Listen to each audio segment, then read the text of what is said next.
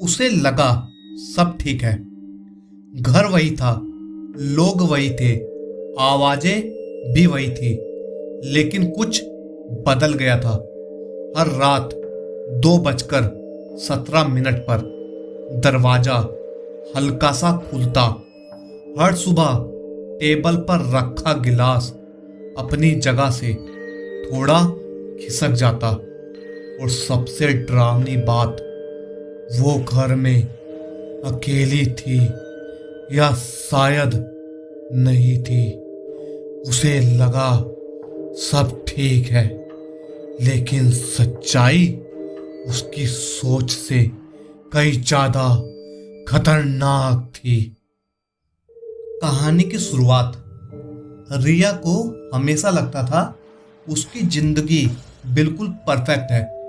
एक छोटा सा खुशहाल घर, पति राहुल और एक प्यारी सी बेटी रिया, और शांत सा मोहल्ला। सब कुछ सामान्य था, या कम से कम उसे ऐसा ही लगता था। लेकिन एक रात राहुल ऑफिस ट्रिप पर गया हुआ था। रिया और प्रिया घर में अकेली थी। रात के ठीक 2:17 पर रिया की आंख अचानक खुली। उसे लगा जैसे किसी ने धीरे से दरवाजा बंद किया हो। उसने सोचा शायद हवा होगी। वो उठी, पूरे घर में देखा, सब ठीक था।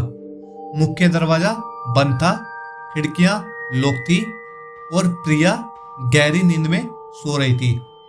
रिया मुस्कुराती है, शायद मैं ज्यादा सोच रही हूं, और वो वापस सो गई।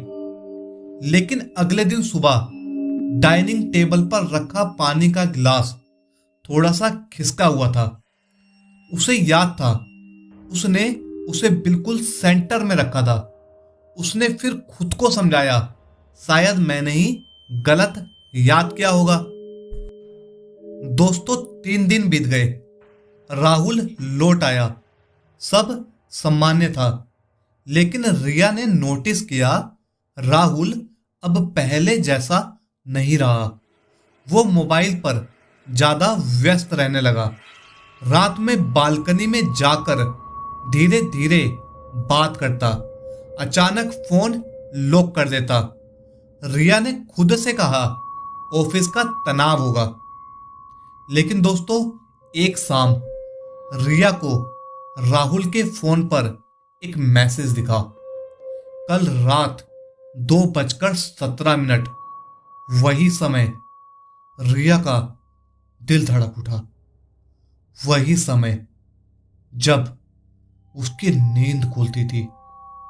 उसने सोचा शायद संयोग होगा। दोस्तों, एक रात उसने जानबूझकर सोने का नाटक किया। रात 2:16, फिर 2:17। धीरे से बेडरूम का दरवाजा अपने आप खुला। रिया की सांसें रुक गई। राहुल कमरे से बाहर निकला। वो दबे पांव उसके पीछे गई। राहुल स्टोर रूम की तरफ गया।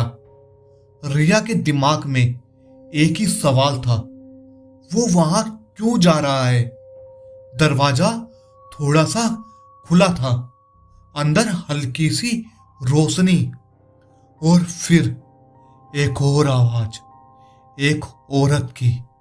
रिया का दिल जैसे टूटकर गिर गया, लेकिन उसने खुद को रोका। उसने सोचा शायद मैं गलत सुन रही हूं। दोस्तों, अगली सुबह रिया ने स्टोर रूम चेक किया। कुछ भी नहीं था, साफ, खाली, सामान व्यवस्थित। उसने खुद को समझाया शायद मैं पागल हो रही हूं। लेकिन फिर उसे एक छोटी सी चीज मिली। स्टोर रूम के कोने में एक बच्ची का गुलाबी रिबन। वो प्रिया का नहीं था।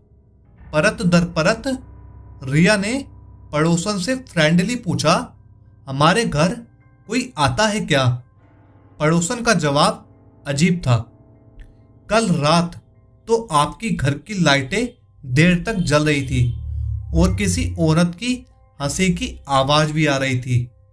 रिया के पैरों तले जमीन खिसक गई। दोस्तों, उस रात रिया ने सीधे राहुल से पूछा कि रात 2:17 पर तुम कहाँ जाते हो। राहुल कुछ पल चुप रहा, फिर हंस दिया। तुम्हें भ्रम हो रहा है। उसकी आंखों में गुस्सा नहीं था, डर था। रिया ने पहली बार महसूस किया कि वो सच छुपा रहा है। रिया ने घर में एक छोटा सा कैमरा लगा दिया। अगली रात 2:17 पर वीडियो रिकॉर्ड हुआ। सुबह रिया ने फुटेज देखी।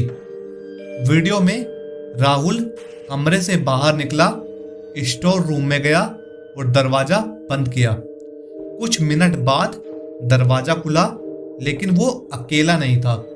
उसके साथ एक छोटी बच्ची थी, लगभग प्रिया की उम्र की। रिया का दिमाग सुन पड़ गया, लेकिन सबसे डरावनी बात, उस बच्ची का चेहरा प्रिया जैसा था। दोस्तों, रिया ने पुरानी फाइलें खंगाली। उसे पता चला राहुल की पहले भी शादी हो चुकी थी और उसकी एक बेटी थी जो 5 साल पहले गायब हो गई थी। रिया कांप गई। क्या वो बच्ची जिंदा है? क्या राहुल उसे छुपा कर रखे हुए है? रिया ने पुलिस को बुलाया। स्टोर रूम की दीवारें तोड़ी गई। दीवार के पीछे एक छोटा कमरा था। अंदर एक बिस्तर, कुछ खिलौने और दीवार पर बने दर्जनों चित्र। उनमें एक तस्वीर बार बार बनी थी, एक आदमी, 2 बच्चियां और एक औरत जिसका चेहरा काट दिया गया था। राहुल गिरफ्तार हुआ।